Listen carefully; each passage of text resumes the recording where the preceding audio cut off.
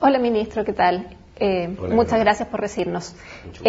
Bueno, la economía chilena creció un 4,1% en el primer trimestre del año. Usted desde el año pasado venía diciéndole al país que venía una desaceleración.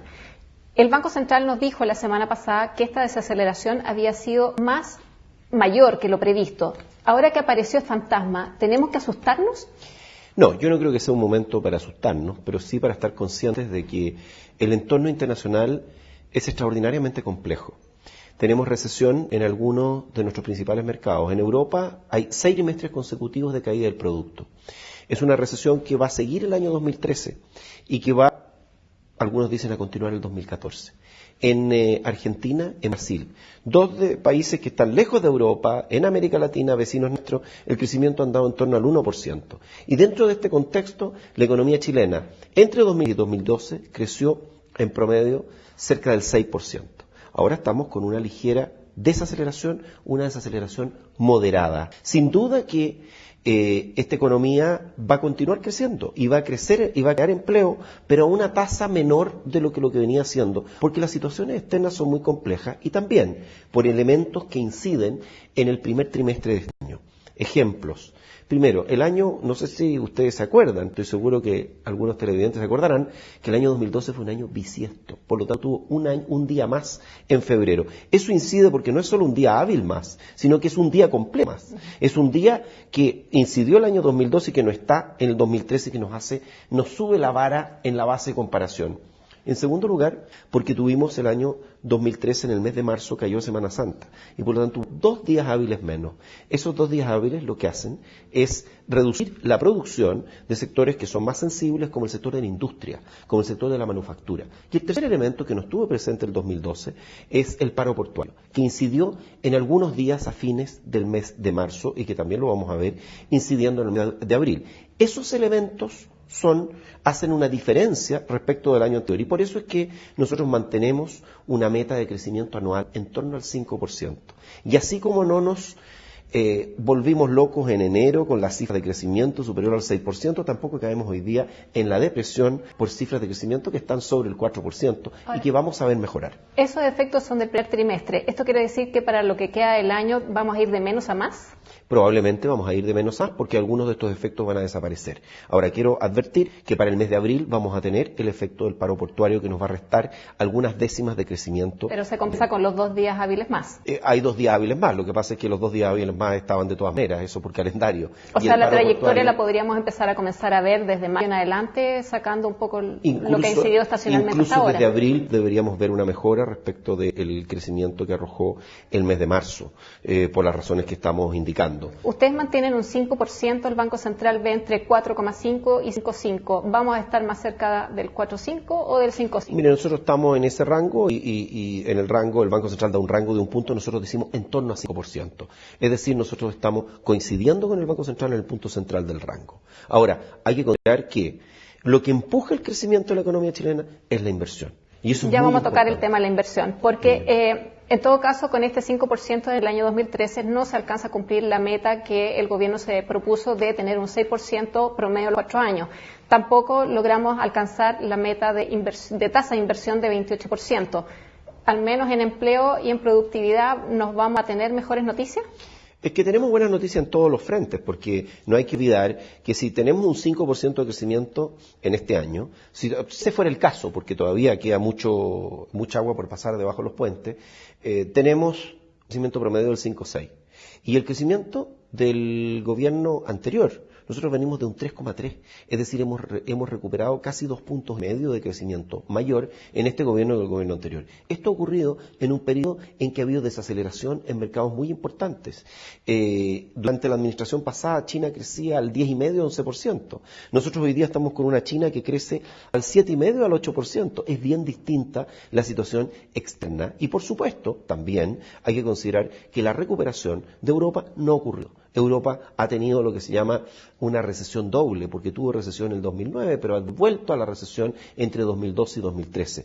Luego, en ese escenario, crecer más que no solo casi 2,5 puntos más que lo que se creció en la administración anterior, sino que crecer del orden de puntos más que el mundo es muy bueno. Yo creo que hay que estar conscientes de ese efecto. Segundo lugar, en materia de empleo vamos a cumplir, nosotros hablamos de 1 millón de empleos en 5 años, desde 2010 a 2014, incluyendo 2 años, o son 5, vamos a tener más de 200.000 empleos anuales, ya tenemos cumplida la meta de empleo, un poquito más de 800.000 empleos creados desde comienzo del año 2010. En materia de salarios reales, los salarios reales están creciendo más del 4% en este momento. ¿Y qué pasa con la inversión? Porque la inversión crecía al 19% en el cuarto trimestre y este primer trimestre bajó a la mitad. Bajó a la mitad, pero creciendo sobre el 9%.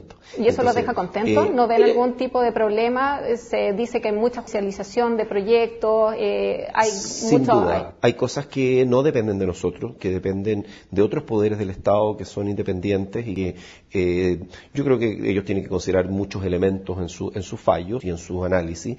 Y así como tenemos nosotros que empujar adelante y no queremos por ningún momento decir o dejar de lado la responsabilidad, tenemos una responsabilidad, pero la tasa de inversión en este país ha aumentado, nosotros la recibimos en 20,5% a precios corrientes el primer trimestre del año 2010 y el último trimestre del año pasado estaba en 26%. Entonces nos acercamos mucho, tal vez no vamos a llegar al 28%, tal vez eso es así, pero vamos a estar muy cerca del 28 porque la inversión sigue creciendo bastante más que la economía y eso nos garantiza, en la medida que se mantenga este crecimiento mayor a la economía, la tasa de inversión va a seguir aumentando. El año pasado usted hablaba que tenía un plan de contingencia. A principios de año dijo que tenía un paquete en estudio de medidas macroprudenciales. Ambas dijo también que estaban guardaditas en el estante. ¿Las sigue teniendo en el estante, las desempolva de vez en cuando? Porque ya vimos que este primer trimestre se desaceleró la actividad y la inversión. Mire, yo creo que lo responsable de hacer, y esto creo que los televidentes pueden entenderlo desde el punto de vista de que esto es como tener un buen seguro. El plan de contingencia que elaboramos era un plan para ser aplicado si las circunstancias internacionales se deterioraban más de lo que se deterioraron. Esta economía ha seguido creciendo. Nosotros hicimos cosas como hacer incrementos adicionales y extraordinarios al Fondo de Estabilización Económico-Social, que es como decir, vamos a sacar ¿Esos aportes que se concretaron los que se habían Están concretados, el decreto en este momento se concretaron el año pasado y estamos concretando en este momento un aporte extraordinario cuyo decreto está en este momento en Contraloría. Sí, no sé si habrá salido de Contraloría, pero está por salir. Así que apenas salga vamos a poder hacer el aporte de los fondos y superar el monto de fondos que hubo el año 2008. Antes de la crisis. Porque antes de la crisis anterior llegamos a tener cerca de 22.000 millones de dólares, pasamos con esto, en la suma del Fondo de Reserva de Pensiones y el Fondo de Estabilización Económico-Social, con esto vamos a haber sobrepasado esa magnitud. Y esto que puede parecer medio arcano, es lo mismo que una familia, ¿cierto? El país es como una familia, porque lo que tenemos que hacer es que en los momentos difíciles tengamos algunos ahorros guardados. Bueno, esa es justamente la política que defiende un poco el gobierno anterior, de por qué se le entregó a este gobierno un déficit estructural de 3% y un gasto público creciendo arriba del 16%. Justamente dicen, se justifican que la regla estructural es para gastar durante las vacas flacas. Usted ha criticado por qué recibió ese 3,1 estructural y ese mayor gasto. Claro, ¿Qué va a ser su legado para el próximo ministro de Hacienda? Nosotros en realidad el legado no va a ser para quien quiera ser el ministro de Hacienda, va a ser para el país y yo creo que es importante que nosotros hemos logrado recuperar las finanzas públicas. Nunca estuvo en la regla fiscal decir que se iba a llegar a un déficit de 3 puntos del producto. Nunca estuvo eso. Para eso está la regla fiscal. De decir, nosotros tenemos un objetivo en materia de regla fiscal y si las cosas andan peor, podemos tener un déficit efectivo, pero el déficit estructural tiene que ser comunicado al país. Eso no fue comunicado. Y, por tanto, se sobrepasó los 3 puntos del PIB con un incremento de gasto público que es el mayor en 40 años.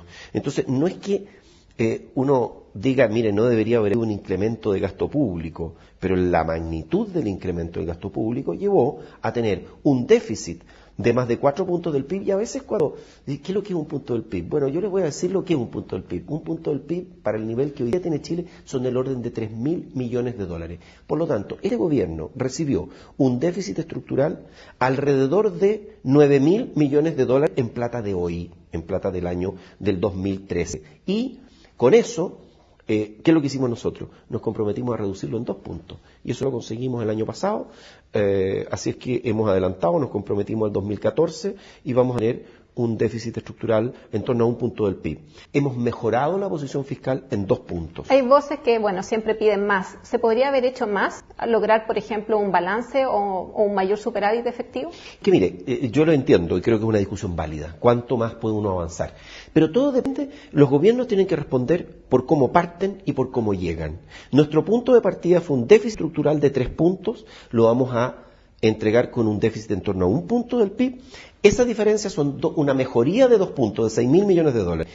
El gobierno anterior recibió un superávit de 1 punto y entregó un déficit de 3. Eso significa un deterioro de 4 puntos en la posición fiscal. Entonces está bien. Yo entiendo que haya gente que quiere avanzar más rápido y yo creo que hay tarea para el próximo gobierno de seguir avanzando de forma gradual. Fíjese que nosotros en 3 años redujimos en 2 puntos del PIB el déficit estructural. Si el próximo gobierno tomara esto y decidiera seguir en este camino, podría reducir en 1/4 de punto del PIB por año, es decir, un esfuerzo que es menos de la mitad nosotros hemos hecho anualmente y podría llegar al balance estructural antes de fines de la próxima administración. Dentro de las tareas y de los balances, ayer tuvimos el mensaje presidencial, el último, del 21 de mayo del presidente Piñera. ¿Qué es lo que usted más destacaría de ese mensaje? Bueno, yo creo que yo destaco porque los mensajes presidenciales dependen de en qué momento de una administración se hacen.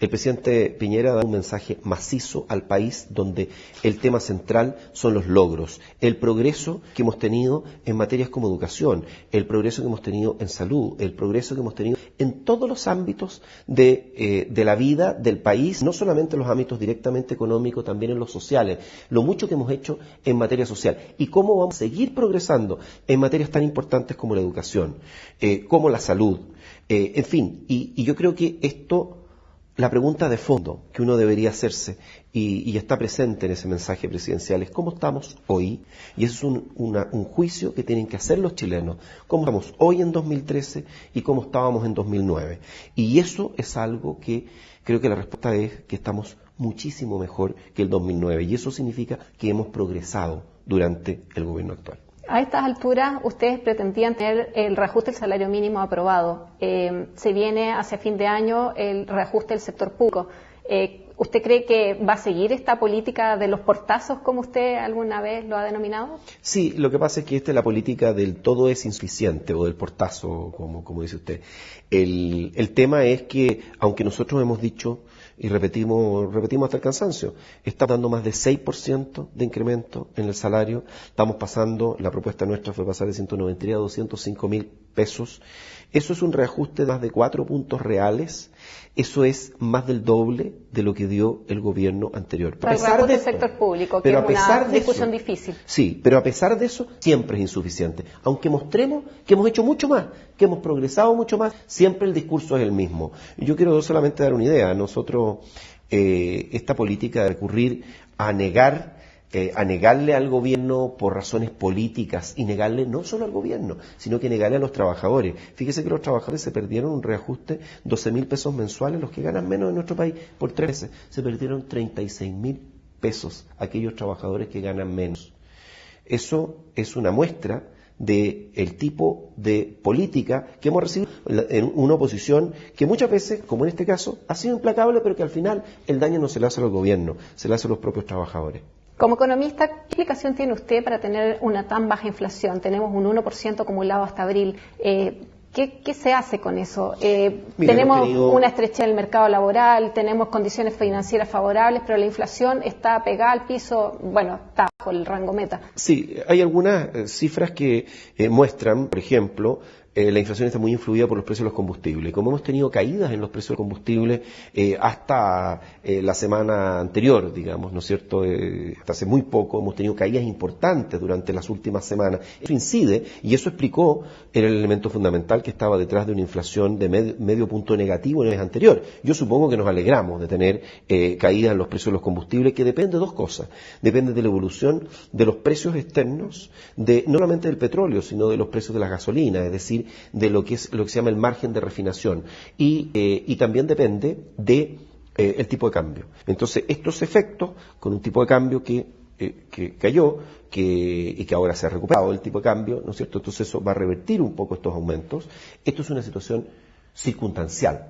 la que ha ocurrido en materia de una inflación tan baja, pero todos los índices, porque los índices que excluyen los bienes más volátiles y los servicios regulados incluso están con inflación en torno a 2%, entonces, o inferiores a 2%. Entonces, igual yo creo que es muy favorable que tengamos una inflación tan controlada. Y esta mezcla de una economía que crece, una economía que crea empleo, con salarios reales en aumento, una inflación controlada, incluso por debajo de lo que es la meta del Banco Central, creo que pone a Chile en una situación muy especial y muy única en el mundo. Sí, pero bien la gente se pregunta qué va a pasar con la tasa de interés, porque si la teoría diría que con una inflación tan baja habría que justamente bajar la tasa de interés, pero eso también se choca con el tipo de cambio, entonces está como el Banco Central un poco en un zapato chino. Bueno, si eso es una decisión que hay que tomar el Banco Central. Si el Banco Central bajara la tasa de interés, probablemente el efecto sería positivo en el tipo de cambio. Contribuiría a reducir las presiones de apreciación en el tipo de cambio. Hay una ley de vasos comunicantes ahí que desde ese punto de vista se da algo positivo si entendemos por positivo. Pero volveríamos a sobrecalentar la economía y el consumo. No vamos a volver a sobrecalentar la economía porque lo que pasa es que hoy día, y esto es una cosa, Carola, que es importante entender, hace poco tiempo atrás nosotros nunca hablamos de sobrecalentamiento, se nos hablaba de burbuja, si había burbuja, si había sobrecalentamiento. Nosotros decíamos que no veíamos sobrecalentamiento de la economía. Hoy día ya los que hablaban de sobrecalentamiento están cambiando sus apreciaciones respecto a la economía. Nosotros hemos mantenido mucha tranquilidad respecto de la economía y como usted decía al comienzo de esta reunión, de esta entrevista, si es que hay algo que podemos decir es que hemos mantenido un discurso que es el mismo. Siempre dijimos que iba a haber una desaceleración, que la economía chilena no iba a crecer sobre el 6% y en las circunstancias externas que estábamos enfrentando, y así ha ocurrido. Y nosotros nos vamos, por tanto, con tranquilidad, sin magnificarlo, pero tampoco entendiendo que las circunstancias en que estamos involucrados son muy complejas. Ministro, el año pasado usted fue bastante exitoso en una colocación de un bono soberano. Tuvimos una tasa muy buena, 10 años, de 2,38. ¿Se la juega una vez más por un nuevo bono soberano este año? Mire, de las cosas que me deja contento de este periodo es que hemos podido lograr la mejor colocación de la historia de nuestro país y la mejor colocación del mundo emergente en términos de tasa. Nunca un emisor del mundo emergente había logrado 2,379, porque en realidad es 2,38, pero yo no me voy a olvidar de la centésima, que es 2,379 a 10 años, en términos nominales, en dólares. Y eso no es que nos alegremos tanto, no nos alegramos por batir un récord, es porque son mejores condiciones para los chilenos. Eso le da un benchmark a todas las compañías. Todas nuestras compañías salen al exterior y por tanto es algo que hemos podido aportar. ¿Pero esas condiciones no se dan nuevamente este año? Esas condiciones no está claro que se den, por tanto nosotros no decimos ni sí ni no. Nosotros, si las condiciones del mercado son favorables, podemos considerar una nueva emisión, si no, la ventaja de no necesitar, cuando uno sale al mercado a buscar financiamiento y está desesperado por el financiamiento, las condiciones no van a ser tan buenas. Bueno, eso es un poco lo que la gente se podría preguntar. ¿Para qué el gobierno pone un bono si no necesita deuda? Siempre se dice que el gobierno es acreedor neto. El gobierno es acreedor neto, pero ocurre que yo creo que hay dos razones o tres. En primer lugar, como parte de nuestro plan de contingencia, es bueno mejorar la liquidez.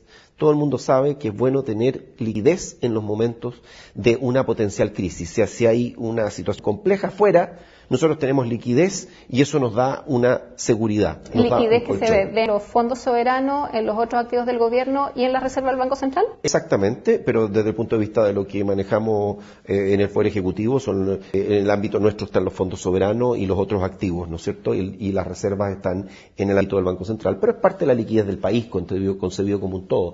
En segundo lugar, porque por lo que hablábamos del benchmark, ¿no es cierto?, de que cuando nosotros colocamos en las mejores condiciones que coloca Chile en su historia y en la historia del mundo emergente, significa que nuestras compañías podrán tener un costo de la energía más alto que algunos de sus competidores, pero tienen el costo de capital más bajo de todo el mundo emergente y es una ventaja competitiva. Y tal vez lo tercero, aunque era menor, es que nosotros teníamos un vencimiento en enero de este año de algo más de $800 millones de deuda externa. Y eso se prepagó. Por tanto, eso se pagó, se amortizó cuando correspondió, que fue en enero de este año. Así que parte de los recursos... ¿Y no hay nada que prepagar en el 2014? No hay mucho que prepagar en el año, o que amortizar en el año 2014. Pero sin duda que también es un uso de los recursos. Por lo tanto, podríamos decir algo más de la mitad de la emisión de bonos que se hizo, de lo que se recaudó por la emisión de bonos, se usó en amortizar la deuda externa soberana. Bueno, ministro, le agradezco muchas gracias sus palabras, esta entrevista con CNN. Encantado, mucho gusto, Carol.